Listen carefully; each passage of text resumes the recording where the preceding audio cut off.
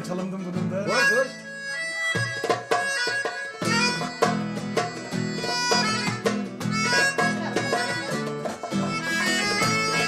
Gel gel.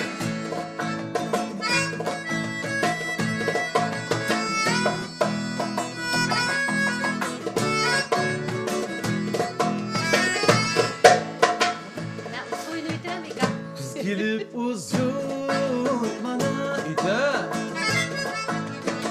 gül çiçek buldu hazan.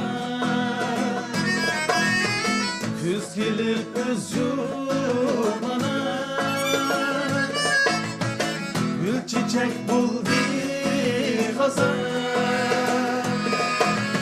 Hasreti gülüm kuradı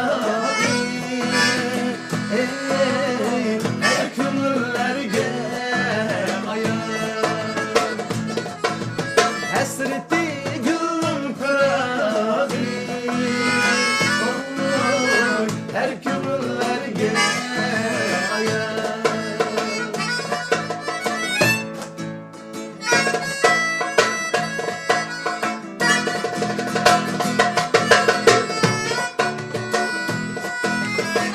Gel gel.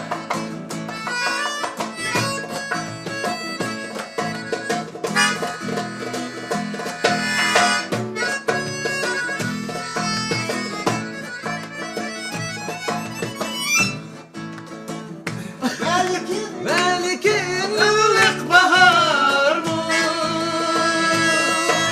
çıkmaz buna hamar. Belki ılık bahar mı çıkmaz şuna hamar. Kadriga yetkin kömür